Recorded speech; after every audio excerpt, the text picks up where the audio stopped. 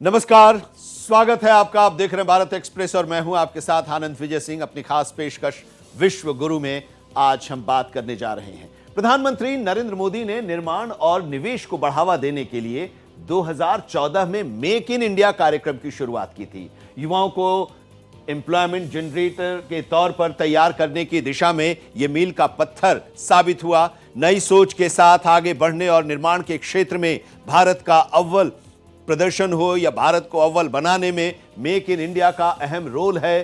कभी सुई से लेकर मशीनरी तक का इंपोर्ट करने वाला भारत आज मोबाइल से लेकर मिसाइल तक एक्सपोर्ट कर रहा है। इस कार्यक्रम में हम आपको इसके बारे में विस्तार से बताएंगे और इस कार्यक्रम को अगले चरण में ले जाने के लिए डीपीआईटी अब छोटे शहरों में औद्योगिक उत्पादन शुरू कराने की कोशिश की जा रही है।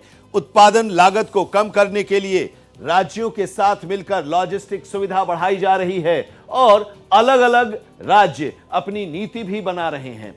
10 औद्योगिक शहरों की स्थापना की जा रही है जहां मैन्युफैक्चरिंग के लिए सभी तरह की सुविधाएं मुहैया होंगी। प्रधानमंत्री नरेंद्र मोदी की लीडरशिप में मेक इन इंडिया कार्यक्रम देश की अर्थव्यवस्था की रीढ़ बन रही है और आज इसी पर पेश है हमारी ये खास पेशकश विश्व गुरु। मेक इन इंडिया का कमाल,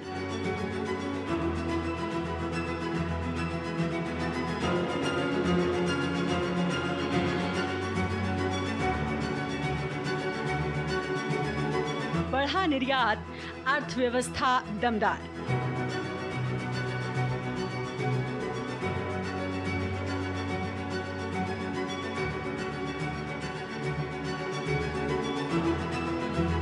बजट में बड़ा प्रावधान,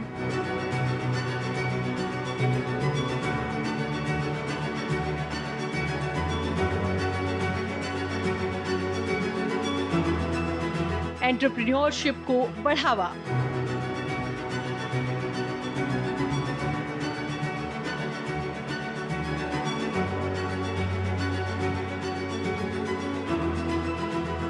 रोजगार में दर्ज होगा इजाफा।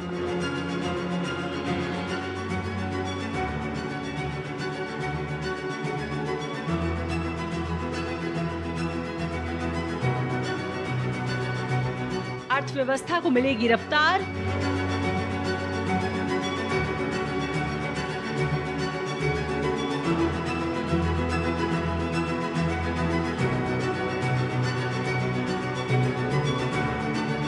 वैश्विक प्रतिस्पर्धा में मिलेगी बढ़त।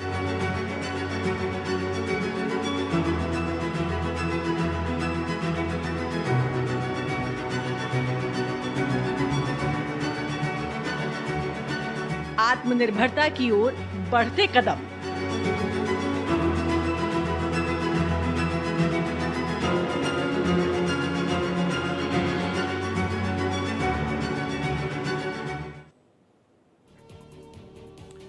प्रधानमंत्री नरेंद्र मोदी सरकार की स्टार्टअप योजना एक ऐसी पहल है जिसका मकसद आत्मनिर्भरता और नई सोच को बढ़ावा देना है। इसके तहत स्टार्टअप्स को फाइनेंशियल कंपनी और दूसरे तरह की मदद दी जाती है।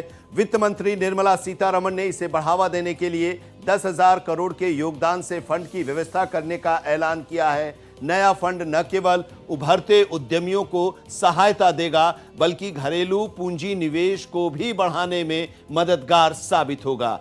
स्टार्टअप्स को बढ़ावा देने के लिए मोदी सरकार पहली बार महिलाओं सहित एससी और एसटी उद्यमियों को भी लोन देगी।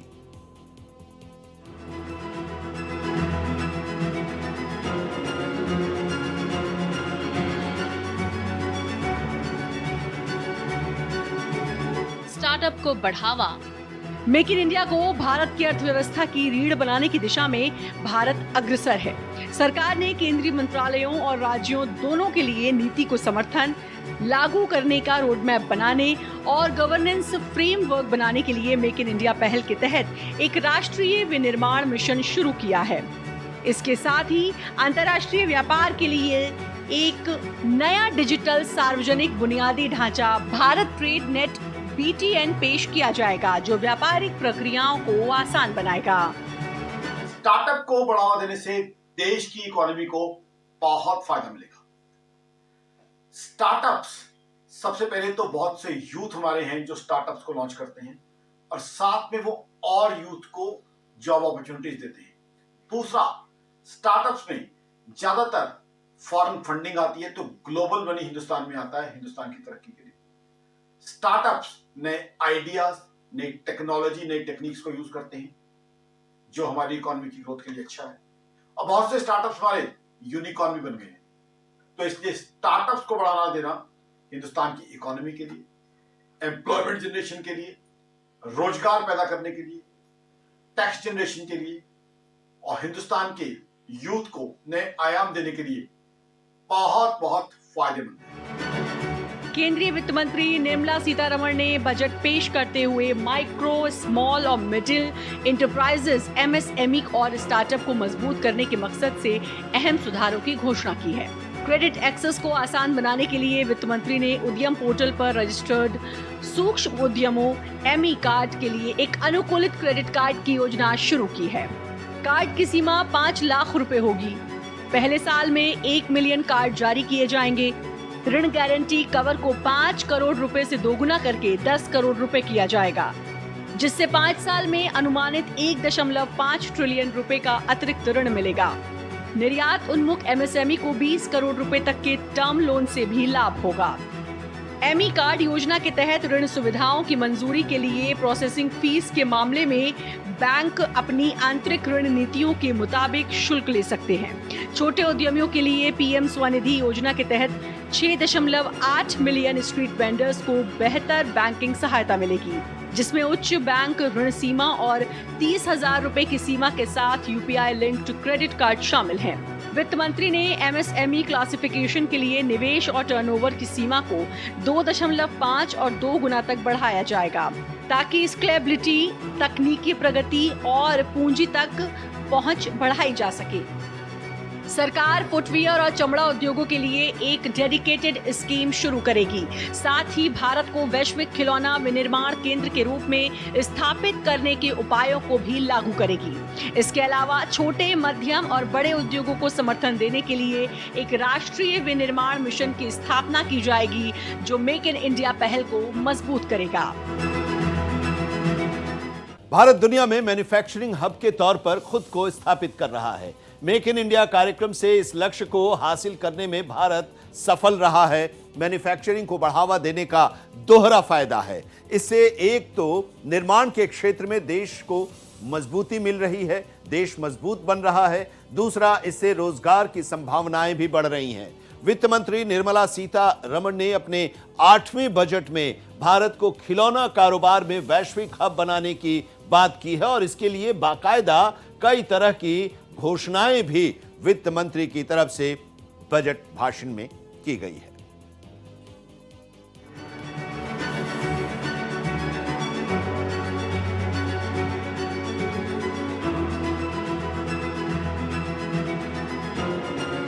मैन्युफैक्चरिंग का वैश्विक केंद्र। प्रधानमंत्री नरेंद्र मोदी की मेक इन इंडिया पहल ने देश को दुनिया भर में निर्माण के क्षेत्र में अव्वल बना दिया है। ये मेक इन इंडिया का ही असर है कि पिछले 10 साल में भारत में हर घंटे का एक स्टार्टअप लॉन्च हुआ।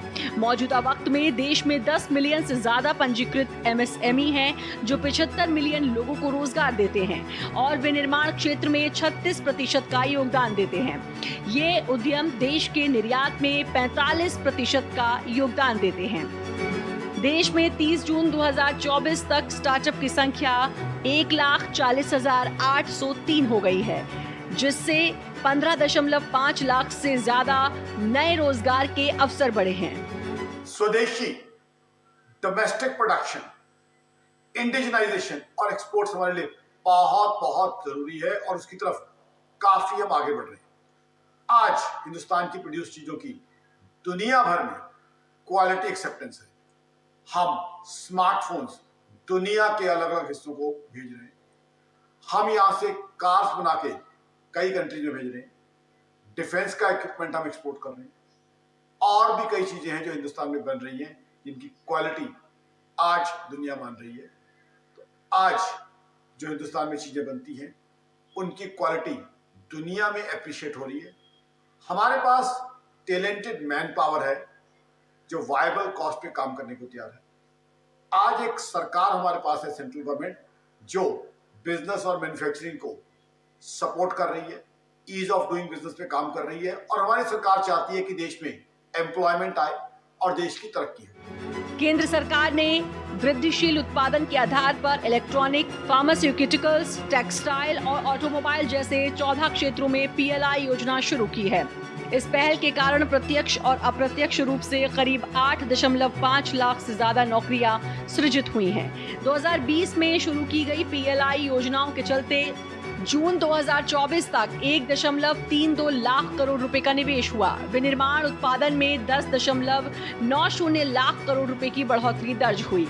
मेक इन इंडिया न सिर्फ भारत को निर्माण के क्षेत्र में मजबूत बना रहा है, बल्कि रोजगार के अवसर को बढ़ाने में मददगार साबित हो रहा है। इसमें मौजूद संभावनाओं को देखते हुए इसे और ज्यादा बढ़ावा दिया जा रहा है। बजट में LED टीवी के टेलीविजन पैनल के निर्माण में इस्तेमाल होने वाले इनपुट और ओपन सेल के हिस्सों पर आयात शुल्क भी 2.5% से घटाकर अब 0 कर दिया गया है। साथ ही मोबाइल फोन के लिथियम आयन बैटरी के निर्माण में इस्तेमाल होने वाले 28 पूंजीगत सामानों पर आयात शुल्क को 0 कर दिया गया और उन्हें छूट प्राप्त पूंजीगत वस्तुओं की सूची में डाल दिया। इन पर अब तक 7.5% से 20% तक आयात शुल्क लगता था। मेक इन इंडिया कार्यक्रम विनिर्माण के क्षेत्र में मील का पत्थर साबित हुआ है और इसकी अहमियत को देखते हुए वित्त मंत्री ने इस बार बजट में भविष्य के भारत का एक खाका भी खींचा है। मेक इन इंडिया को मजबूत बनाने की राह को और आसान किया गया है। मेक इन इंडिया को बढ़ावा देने और कारोबार को आसान बनाने के लिए कई घोषणाएं भी की गई हैं।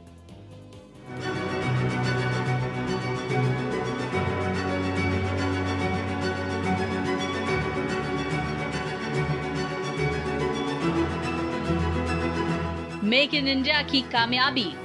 भारत कोविड-19 टीकों का एक प्रमुख निर्यातक के रूप में उभरा है, जो वैश्विक वैक्सीन जरूरतों का 60% आपूर्ति करता है।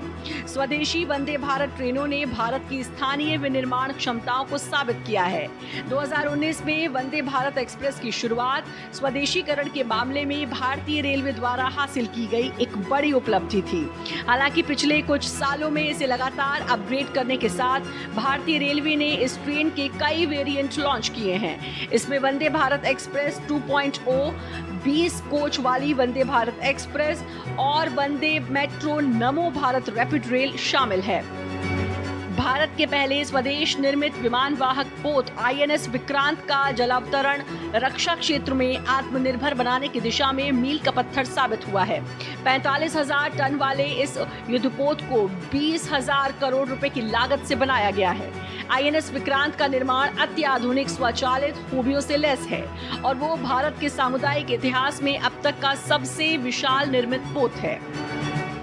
आज इस सरकार ने बहुत सी बायलैटरल ट्रीटीज की है, यानी एक देश के साथ ऐसी ट्रीटी की है जिससे हमारे एक्सपोर्ट्स वहां पे काफी वायबल तरीके से पहुंच सके। तो ये सब चीजें डोमेस्टिक प्रोडक्शन यानी स्वदेशी निर्माण को बढ़ावा देती है, साथ ही साथ एक्सपोर्ट्स को बढ़ावा देती है। और एक्सपोर्ट्स होता है तो हमारे पास फॉरेन एक्सचेंज आता है और फॉरेन एक्सचेंज हमारे लिए बहुत बहुत जरूरी है। फॉरेन एक्सचेंज आएगा, साथ ही साथ उससे क्या होगा, रुपये मजबूत होगा, हमारा विदेशी मुद्रा भंडार मजबूत होगा, हमारा डेफिसिट कम होगा और देश एक मैन्युफैक्चरिंग पावर के रूप में उभरेगा। प्रधानमंत्री के मुताबिक भारत अब दुनिया का दूसरा सबसे बड़ा मोबाइल फोन निर्माता है। दुनिया में 7 में से 1 आईफोन अब भारत में बनाया जा रहा है। उत्पादन लिंक्ड प्रोत्साहन PLI योजना की सफलता का एक शानदार उदाहरण है। भारत दूसरा सबसे बड़ा मोबाइल फोन निर्माता बन गया है, जिसका इलेक्ट्रॉनिक्स बाजार वित्त वर्ष 2023 में 155 बिलियन अमेरिकी डॉलर तक पहुंच गया। वित्त वर्ष 2023 से 24 में भारत का व्यापारिक निर्यात 437.06 बिलियन अमेरिकी डॉलर रहा, जो वैश्विक व्यापार में इसकी बढ़ती भूमिका को साबित करता है। कपड़ा उद्योग ने करीब 14.5 करोड़ रोजगार सृजित किए हैं। कपड़ा उद्योग को बढ़ावा देने के लिए कपास उत्पादन के लिए 5 साल का प्लान बनाया गया है। इस मिशन को 2025 से 26 के लिए 500 करोड़ आवंटित किए गए। ये कपास की उत्पादकता और स्थिरता में सुधार करने और एक्स्ट्रा लॉन्ग स्टेपल कपास की किस्मों को बढ़ावा देने पर केंद्रित रहेगा। विनिर्माण और निर्माण हमारे लिए बहुत बहुत इंपॉर्टेंट है। मेक इन इंडिया का कॉन्सेप्ट हिंदुस्तान को एक मैन्युफैक्चरिंग के रूप में पावर बनाएगा। आज जब चाइना कमजोर है, चाइना में जब डिफ्लेशन है, चाइना में रियल एस्टेट और डेट इश्यूज है, तो चाइना मैन्युफैक्चरिंग में नहीं आगे बढ़ पाएगा। और ये हमारे लिए बहुत इंपॉर्टेंट मौका है निर्माण और विनिर्माण में आगे बढ़ने के लिए, क्योंकि इसी से जॉब जनरेशन होनी है, इसी से जीडीपी ग्रोथ होनी है, इसी से टैक्स कलेक्शन बढ़ना है। और मैन्युफैक्चरिंग ही है जो हिंदुस्तान को जल्द से जल्द थर्ड बिगेस्ट इकोनॉमी, जो हमारे प्रधानमंत्री साहब ने ख्वाब हम सब लोगों के लिए देखा है, वो थर्ड बिगेस्ट इकोनॉमी तक मैन्युफैक्चरिंग ही हमें जल्द से जल्द पहुंचाएगा। भारत प्रतिवर्ष 400 मिलियन खिलौनों का उत्पादन करता है और कश्मीर विलो, क्रिकेट बल्ले जैसी लोकप्रिय वस्तुओं का निर्यात करता है। 2025 में विश्व में खिलौना बाजार के 35 अरब डॉलर तक पहुंचने की संभावना है। चीन को चुनौती देने के लिए नेशनल एक्शन प्लान के तहत भारत को वैश्विक खिलौना उत्पादन केंद्र बनाया जाएगा। नई योजना मेड इन इंडिया ब्रांड का प्रतिनिधित्व करते हुए हाई क्वालिटी वाले नए और टिकाऊ खिलौने का उत्पादन करेगा। इससे न सिर्फ आयात की निर्भरता घटेगी, बल्कि आयात भी बढ़ेगा। तो हमारी खास पेशकश विश्व गुरु भारत में अभी इतना ही, लेकिन देश और दुनिया की तमाम अहम खबरों के लिए आप जुड़े रहिए भारत एक्सप्रेस के साथ।